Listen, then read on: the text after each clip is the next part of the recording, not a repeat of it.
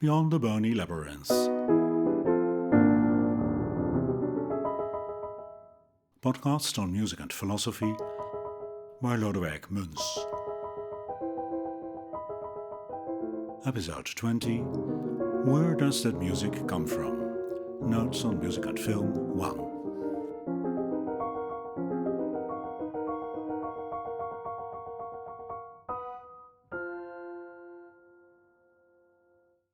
Some things are more thingish than others.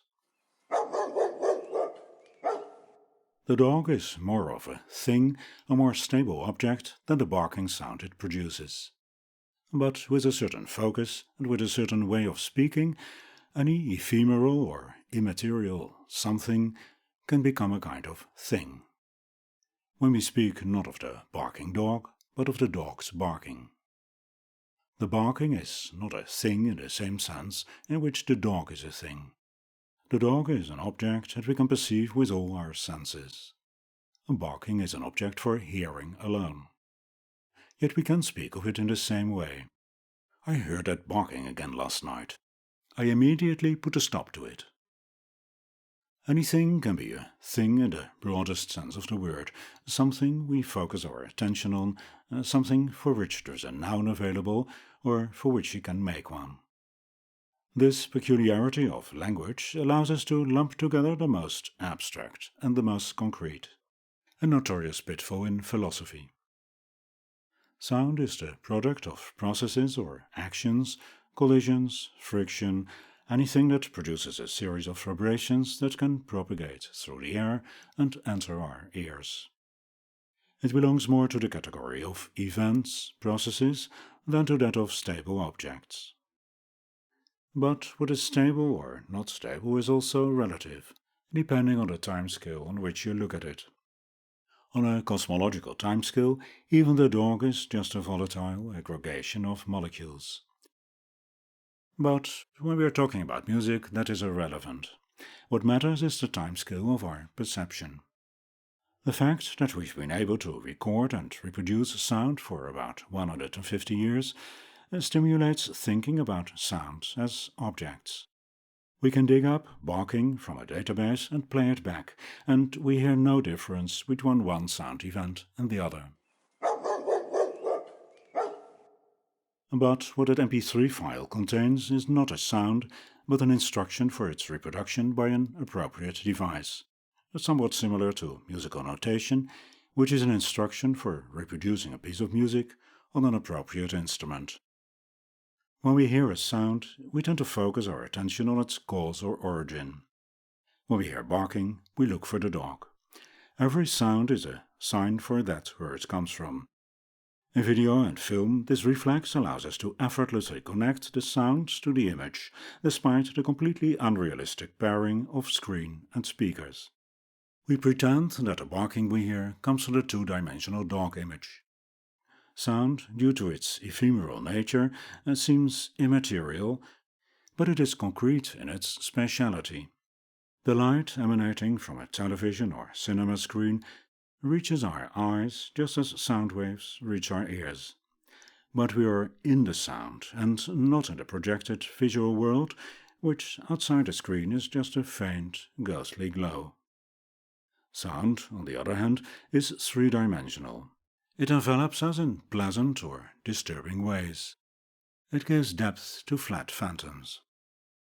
Film theorists have often stressed that the sound of film, unlike the image, is real, even though it is clearly a reproduction. But still, the voice of an actor, reproduced through loudspeakers, is less a representation of the original sound than the two-dimensional image of that actor on the screen. The original sound and its reproduction are both sound, largely matching patterns of vibration. When we hear barking, we look for the dog. Sound reminds us of the object or objects causing it. The term acousmatic was invented for situations where a sound is audible without a visible source. That might be too fancy a name for something as banal as hearing a dog barking around the corner, but in audiovisual aesthetics it has taken on a special meaning. The term acousmatic has its origins with Pythagoras, the classical Greek patriarch of music theorists. According to legend, he used to hide behind a curtain during his lectures. Presumably it was to help his students focus on the audible, the acousmata, rather than on the person. You could also call Pythagoras a pioneer of the podcast. Pierre Schaeffer, who was a pioneer of electroacoustic music in the 1950s, was fascinated by the question how sounds become things. A sound may have a synthetic origin and not be recognizable as the sound of a particular instrument. Or a recorded real sound may be used in a way that obscures its source.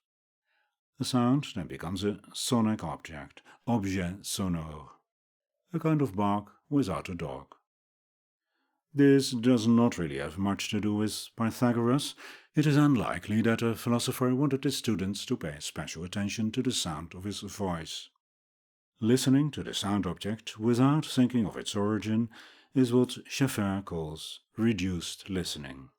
You could also call it abstract listening. The sound is abstracted, literally, detached from its source.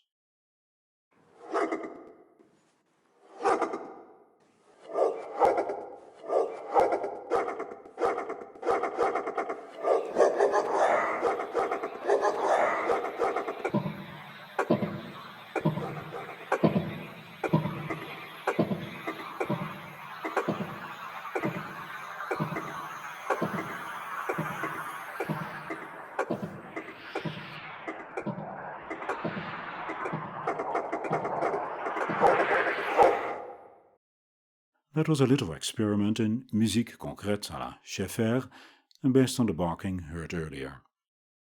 Reduced or abstract listening can be described as aestheticizing sound, le son pour le son.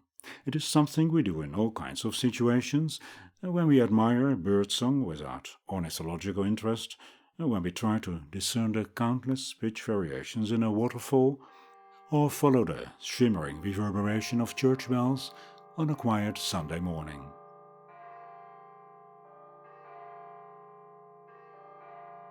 In such cases we know the source, but we can ignore it.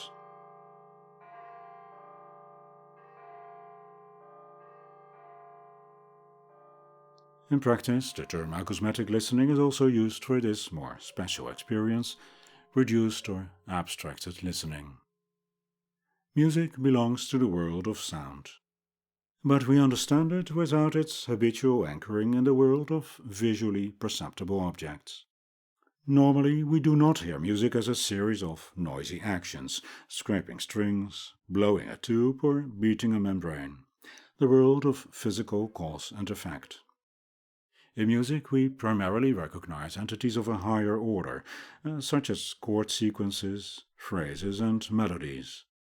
An abstract kind of things, subject not to physics, but to the laws of our perception and the musical conventions we have created.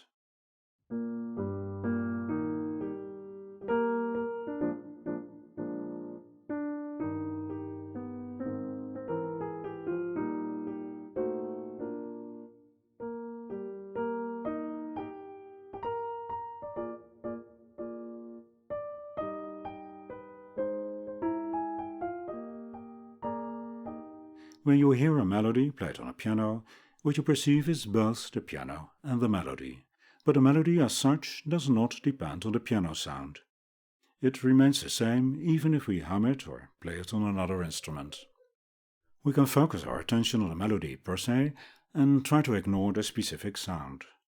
A melody is something like a sentence, a piece of music is something like a story, argument, a dialogue, thought process, or more generally, a coherent set of ideas. And that coherence lies in the music itself, in its structure, and not in its acoustic properties. It may therefore seem that listening to music is typically, or even essentially, an acousmatic experience, one in which sound is perceived as an abstract object, and in which the source plays no role. Some philosophers are attracted to that point of view. An example is Roger Scruton, whose Aesthetics of Music is one of the most widely read books on that subject, Music Aesthetics. The acousmatic experience of sound, says Scruton, is precisely what is exploited by music. What is true of musical coherence, that it has no physical causes and effects, Scruton even wants to extend to the world of sound.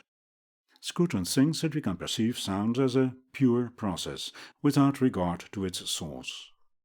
It is even conceivable that we can hear sounds that have no cause, as a kind of auditory ghost.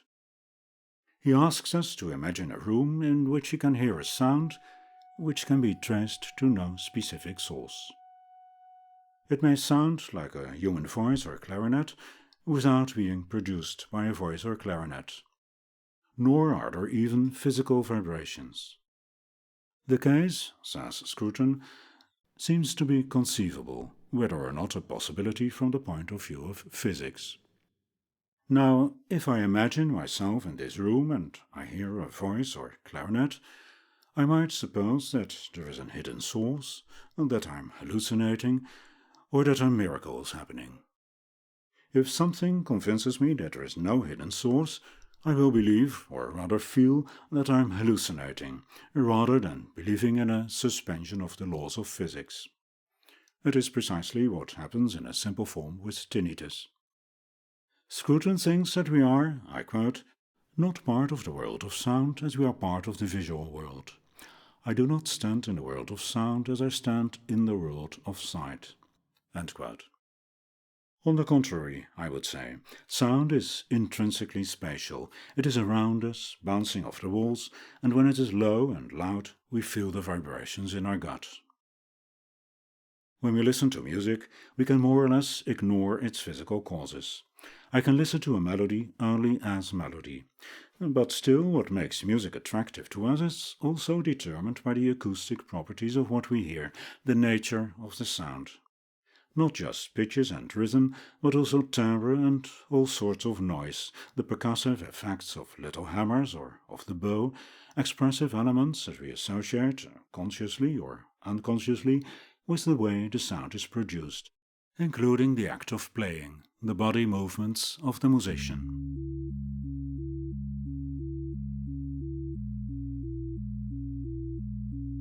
The most moving performance I heard of the Mondschein Sonata was as musique in a department store, and it was moving precisely because it was synthetic and lacked all expressiveness, all musical intelligence.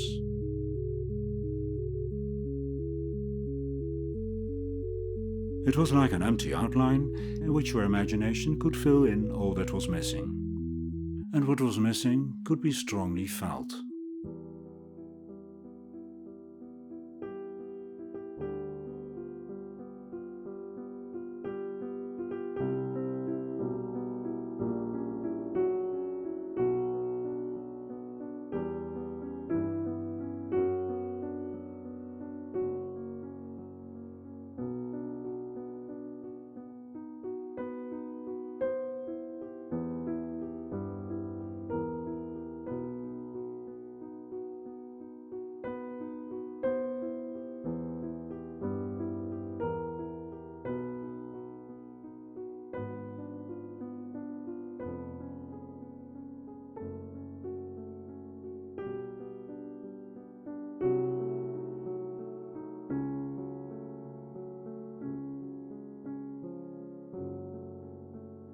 What I let you hear first was even more sterile than that musique, which used a poorly synthesized piano sound. It was a reproduction of the notes with sine tones, the most colorless sound we can make. The pang of hammers on strings, a sound that the pianist tries to reduce as much as possible in the accompaniment, the disharmonicity of vibrating strings, the timbre that is different in the high register than in the low, and that also changes when you play louder or softer, these are essential elements in the color, expression and atmosphere of the piece. We can listen to it in a reduced way à la Schubert, but then we miss much of what makes his music meaningful. The act of playing, the physical activity of the musician also plays a role in it, even when it remains invisible. especially with the piano, a percussion instrument where every playing action is a gesture. But even when the production of sound does not play such an obvious role, it is always sound that sets the parameters within which music takes place. Uncaused, immaterial sound is as nonsensical as color without light. The sound film exploits the human automatism to link sound to image, if there is a somewhat plausible relationship. This leaves a lot of leeway for dealing with reality. For instance, as film viewers, we are used to the fact that our visual distance to the object does not match the distance of the sound. When we see a car in the distance and hear voices close by, we quickly think, or unconsciously assume, that we are witnessing a conversation going on in the car. Apparently, we accept that there are different points of observation, visually and orally. In film, music is often a substantial part of the soundtrack, but it is usually quite independent from the world presented in the film, from the sounds produced by the action on screen. So, where does this music come from? From nowhere, it seems. Historically, film music has important antecedents in opera and musical theatre. In opera, music is the entire sound world. In other words, everything that sounds is music. Therefore, music must present a multitude of phenomena. The function of the music that comes from the orchestra pit is primarily to accompany the singing. You could perhaps say that this accompaniment is part of the expression of the character speaking. Often it suggests gestures and emotions. Also, the music can be a kind of scenery when it represents the sounding environment. Opera music can have a narrative function by representing events that we are not witnessing directly.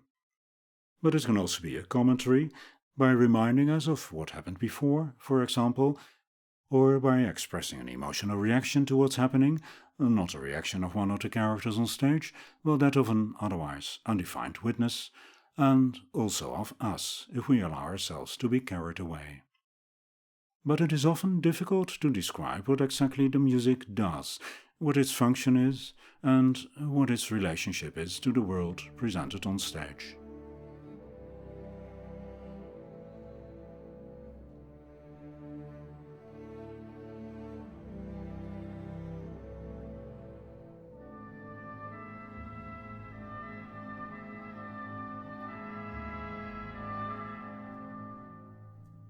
The beginning of Debussy's Pelléas et Mélisande is certainly evocative, creating an atmosphere. We are immediately transported to a somewhat dim and shadowy fairy tale world. But how that music relates to that world, what its role is, that's hard to say. Apparently, as audiences, we quite easily accept the presence of music that we unconsciously perceive as relevant, but which often has no clear origin, role, or purpose. But in the world represented on stage, there is also music. On-stage music, or Bühnenmusik. Wind bands playing marching music, ensembles providing dance music, and Mélisande singing a song to herself.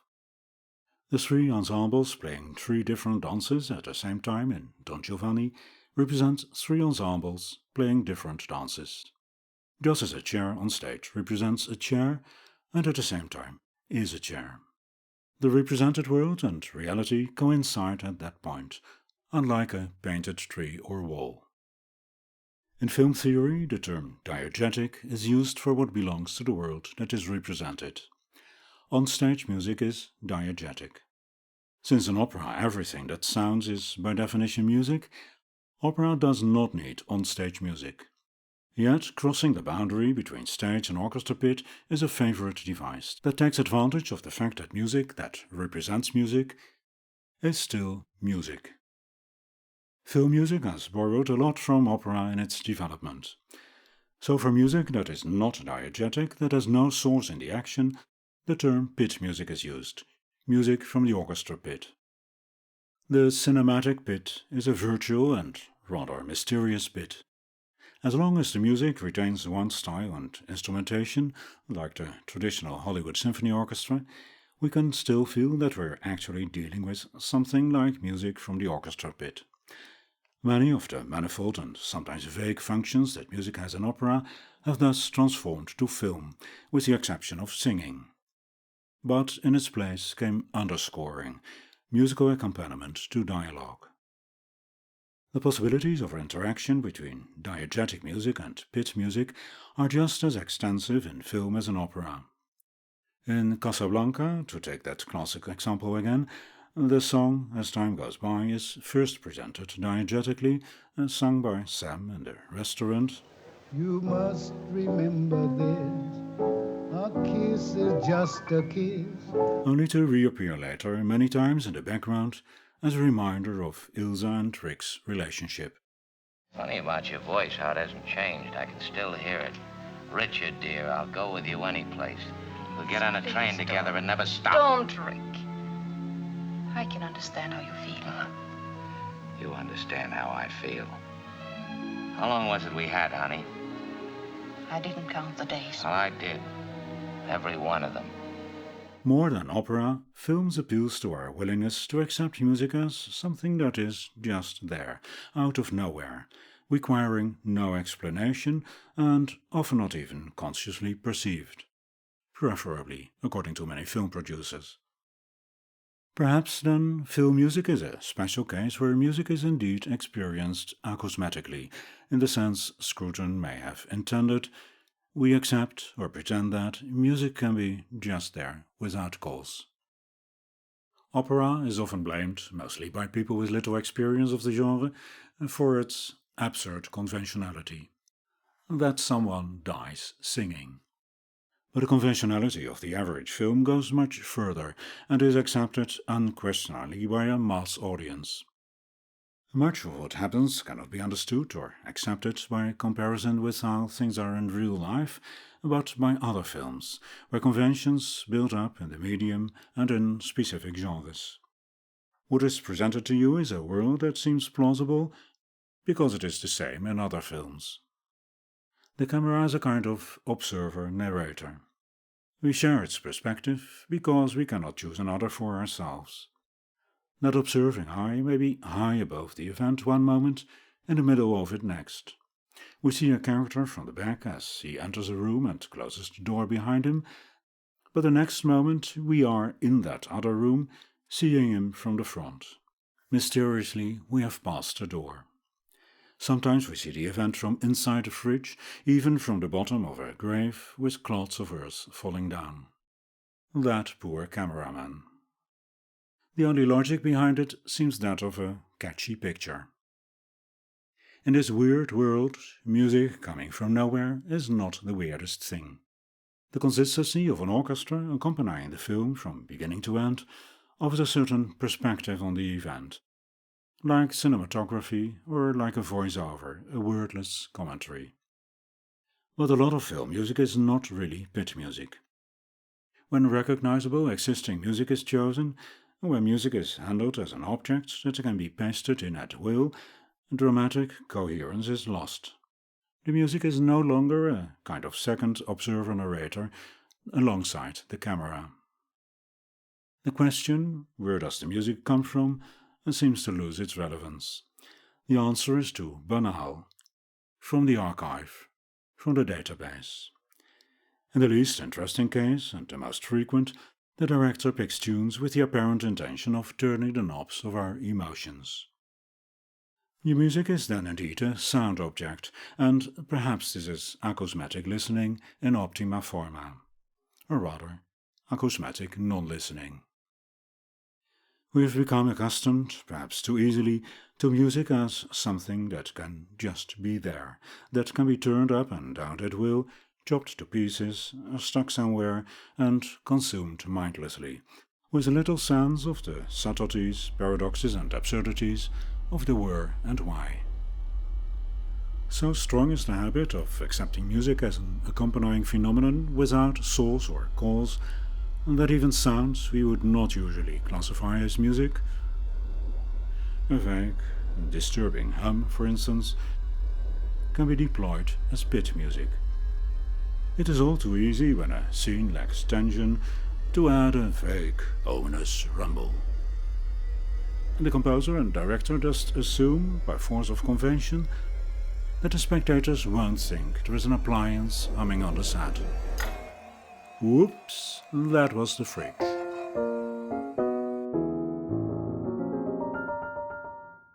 This was episode 20 of Beyond the Bony Labyrinths.